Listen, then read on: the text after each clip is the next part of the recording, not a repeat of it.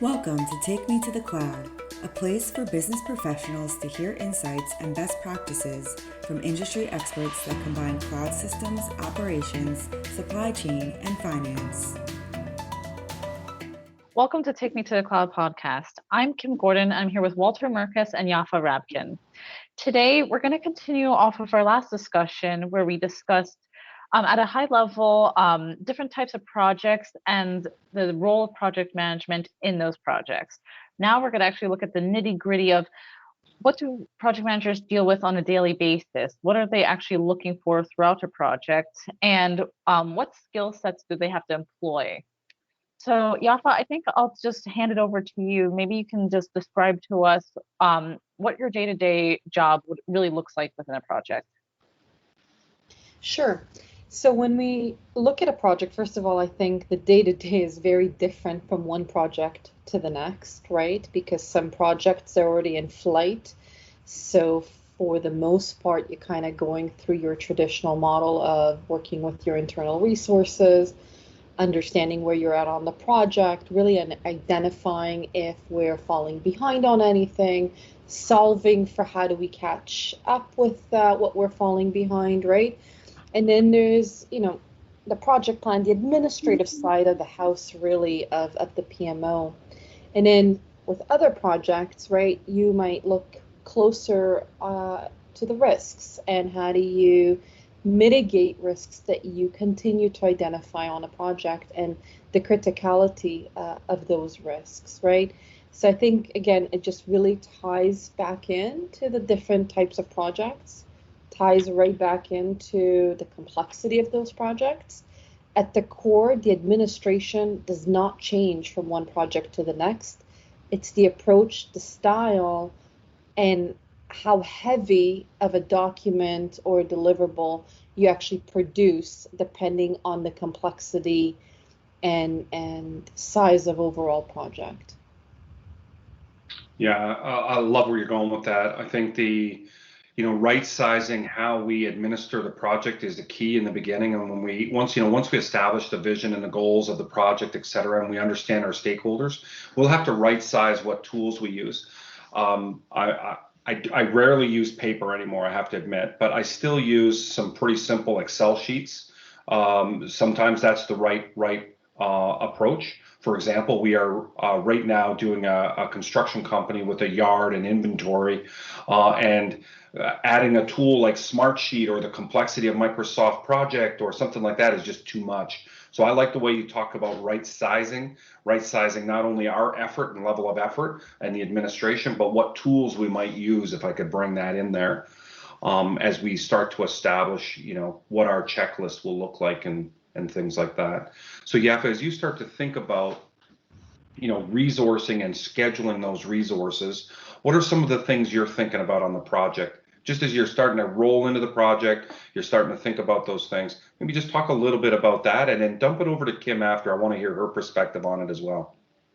Right. So certainly, again, depending on the stage of the project that we're in, we always, or at least I try to forward plan for the 2 to 4 weeks ahead, right? Not every resource loves that because nobody wants to get 50,000 different calendar invites for the various activities, right? But it's understanding who you need to engage for that stage of the project, understanding their bandwidth, understanding availability, and also having a sense to how long do some activities take, because I think as PMs, we need to try to understand that and be in line with that and know that, there's a big difference between something that is going to take 30 minutes or an hour versus an activity that's going to take a week or 10 days, right? So having that sense of awareness, I think, really helps in how we communicate internally amongst the team. But the calendar invites is core, and collaborating with our team to say, this is what we need to accomplish, and seeking that input from the team really goes a long way, I think, for certain mindset, and really helps, I think, to keep the team engaged in, especially at times where, we're up against the wall and there's a lot to deliver in a short period of time. by collaborating and inviting that input from the team, I think we generally see much more that gets accomplished because of the frame of mind of the team, right? I definitely agree with that, Yaffa. And just to build on your point for forward thinking, a lot of times people who are just doing their day-to-day jobs, they may not think in terms of all the dependencies that are involved in a project. So planning it out in the future not only secures it and makes sure that they prioritize it and to ensure the momentum, it also gets them to really start visualizing the timeline and their roles in the timeline.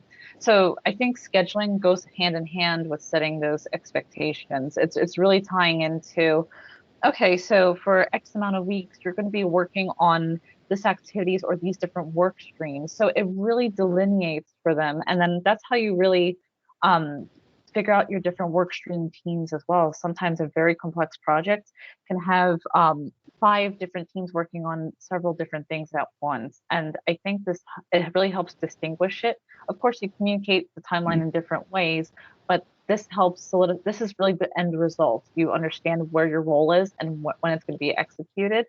And when it comes to the grind, like you're up against the last hour, it really prevents you from thinking, okay, let's just give us a little more leeway to push it. Sometimes you can't push it, and locking it in the calendar, um, it has this psychological effect where yes, we're working towards this date, and these are all the activities that are leading up to that date. So I think it's very important psychologically as well. Right, right. And as I kind of hear you talk about it, it really all ties as well to that communication plan, right? So making sure from a RACI standpoint, because we employ RACI so much on our project, right? And also kind of tying that into how do we communicate based on that RACI structure, Can you right? define RACI just for our viewers? Absolutely. So on any given activity that we do or assign, we look at who's responsible, who's accountable, who needs to be consulted with, and who needs to be informed. And that really helps that as we facilitate, as we seek to get input from folks, as we need to inform certain individuals, right? It really helps frame the communication plan, right? And it helps us as project managers to never kind of feel where we're in the position of being reactive to, oh, oops, I forgot to inform someone. And that can kind of, come back later as an escalation. And again, this is all about being proactive, about avoiding that escalation and that forward thinking, and always being a few steps ahead of the activities. And this is even more so important when, one of the engagements I'm working through right now, when you have over 25, 30 different external solutions that you integrate with, which means that beyond just your immediate team on the implementation side, plus your client team, plus there's all of these interdependencies to several external vendors that all need to be informed of any small change because it impacts all these other tracks. That communication plan is key. Okay. And, just to build off of that, I really like your points there. It all really ties into also how you budget out the project from the beginning. So, for when you're actually doing the resource planning and then you're putting all this scheduling in the calendar, you're setting expectations of who's doing what. That all gets factored into budgeting for, okay, so what is your team doing? This is how much it's approximately going to be an effort and cost for when you're thinking in terms of external consultants, but also in terms of what's going to be that level of effort on the client side of doing it as well. So that really all ties in together to influencing one another, and it's really using the information you get to execute all those different activities like budgeting, economics, scheduling, resourcing. So Wally, I think I'm going to pass it back to you. What is your take on this? Well, focusing on budget, let's just stay in budget and economics. So for me, when I'm looking at budget, a lot of times the budget's been handed to you, meaning as a PM, all those things have happened in the sales cycle. And so folks have sort of determined what the budget will be or approximate. Even if it's time and materials, there's some number that was transposed and given to them. And so when I look at budget, sometimes I look at the type of project. who needs to be involved. So under the RACI side, definitely comes in there, but also under the methodology. Are we doing an agile framework? Are we doing waterfall? What type of project are we doing? And when you think of agile, a lot of folks think agile just simply means that we're flexible and easy to get to. The true meaning of agile is we're all in it together. It is a shared event, and it is as much demand on the client side as it is on the delivery side and the consultancy. And so I'm often concerned on budget when we don't have enough in those multiple work streams if we're on the agile side. If we're on the waterfall side, we seem to be able to have a gate that we can get through. It's more traditional. I grew up in waterfall, so by my very age, I grew up in waterfall. I've come to know and love agile, but I use more of a hybrid agile model where I still have gates on some of the things. The reason I bring all that up at this point is because budget to me depends on who's involved, and depends on what type of project we have in front of us, and it really is a piece that way. Yaffa, I mean, I'm just thinking of some of the things we've worked on together on budget side, but that's how I see budget, coming together. What do you think about budget? So I absolutely agree with your comments. And budget, it's key, it's important. And to some degree, it's handed off to us as project managers. But at the same time, I think if we look at the budget a little bit kind of outside of just what's in front of us, which is our team and our resources and the estimated kind of hours and burn rate over the lifetime of the project, and we just step outside of that a little bit and also look at a budget from the customer's lens. It's not just their budget that they're paying the implementation firm. It's also their budget, and they do view it that way, of how much of their own time are they allocating across their assigned project team to the project, right? What's that overhead actually costing them? Because from a client's lens, that's their holistic budget, right? So it's not just the X number of dollars that they're paying the implementer, it's plus all these other things that are internal. And often, to make a project be successful, we look at backfill, right? And we recommend backfill to clients if they want to go at a certain speed. That in itself has cost associated, overhead associated with it. So coming back to the PM role, I think we have to incorporate our thinking and kind of incorporate what's happening outside of our project into our thinking. And when we look at budget, it's our internal, but it's also constantly being mindful of what's that weight that we're putting on the client to bring that project to the end line, right?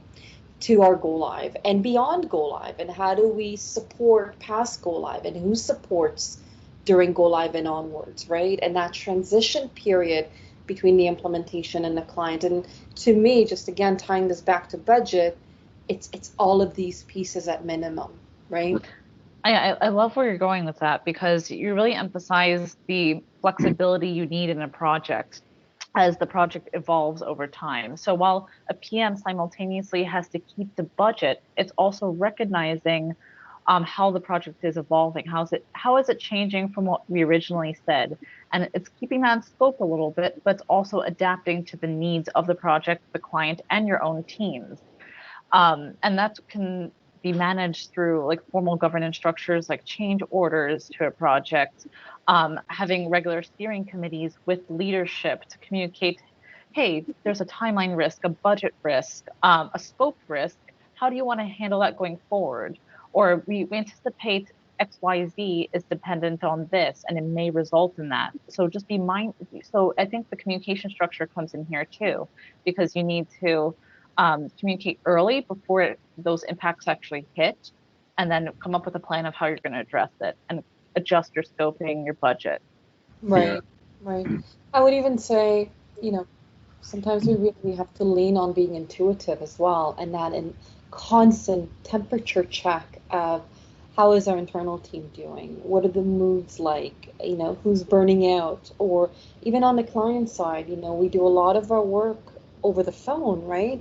And hearing in the voice, if someone is disconnected from the conversation or is showing kind of some, anxiety or concern or whatnot, picking up on all these things and having that intuitive sense to say, how does this or whatever is happening going to translate back to either a positive or a negative for the project, and addressing that again right away instead of letting things, bubble up or fester, so on and so forth, right?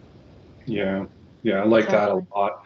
As we think through, like as we move on and sort of switch gears a little bit here, we talked a little bit about people in the past and sort of understanding people. And I look at people being what strategy we're going to take on how we're going to communicate with varying stakeholders, both above and below. And we're going to have what kind of pressure can we apply? What kind of pressure can we not? How can we keep the motivation and all those things as we start to think of people and understanding them? And I think there is a full set of politics that goes along with the project management role and governance roles, because you're applying this pressure, and sometimes you're applying pressure to those that are the leaders of the project because they may be getting in their own way. So a lot of times I find the political side where sometimes you have to be dancing a fine line of the correctness there, what your strategy is going to be to communicate with those folks. Kim, I'm thinking of you're going through some things right now in terms of our overall projects, whereas you're working with consultants, you're working with outsourced people, and you're working with the client side. And you've got a lot of these moving parts where you're trying to tie these folks together. Talk a little bit about sort of the dance you're doing there as you start to think about the projects and the way you're thinking about your understanding of those stakeholders and how that's helping you with your strategy and talking with them and communicating with them. Sure, thanks, Wally. There's definitely a huge strategic component in it. It's not, you can't go by the book, especially with complex clients and their project needs. Currently, you deal with one end of the spectrum. You have the leadership. They have this vision. Sometimes they're operating too much on a high level where they don't understand what's going on at the bottom, and that's where sometimes shocks happened. They thought they had a solid understanding, but sometimes you have to do some course correction. You have to communicate how that bottom team is doing, and then that's what results in the different changes in the project oftentimes. And you have your team who's actually working on the execution tasks, who knows the day-to-day operations. Sometimes they're too involved in the detail, so then it's getting them to see past that 1 week. What Yaffa mentioned, scheduling 4 weeks ahead. They're not thinking 4 weeks ahead. They're thinking, what do I need to do off my checklist today? Right. But they're not understanding those dependencies. So it's balancing the act of teaching both groups of stakeholders, and it's not even both. It's every single type of stakeholder has a different perspective, and it's really adjusting your style to understanding where their gaps are and bridging it so that way everyone has a solid understanding and is on the same page. So it's always a bit of a dance, like you said. It's adapting to the capabilities of your resources as well. Sometimes they don't have the bandwidth, they don't have the necessary skill sets. So you have to go in and enable them. You have to go in and do more training with them. So it's kind of factoring all those things in as well. Great. Hey, Yaffa, think of some of that as well as you start to bring from the management of those people and we get down to performance measurement. So as you start to think of that, and I think this is where we're going to have an interesting debate, is how do we measure the project? So as you're thinking of what's your go-to, like if you had 2 or 3 go-to metrics that you could just have, talk a little bit about that, your quick wins that you've been away from the project, you're trying to get a quick little view of the project. What do you go to? What's your feeling on that? You mean on understanding kind of how well we are progressing? Yeah. Or what's the performance? How are we doing how we're doing against our plan? Or, what are some of the bigger ones? So for example, for me, I'll do a rule of ones where I'm comparing budget to calendar time to percent complete. And those should all be in check. So if a consultant on my team tells me we're 30% complete and we've consumed 50% of the budget and we're 50% of the way there, something's not working out. When I divide those into each other, 30, 30, and 50 doesn't give me 1. So what I'm looking for is, and for me, it's a quick win so I can look at things quickly and say, where are we at? And it sort of makes me dig in and look a little bit more. And then I start looking at the individual risks. That's what I go to. I use that often. Do you have some quick little rules of thumbs that you use that are like that, like with something similar?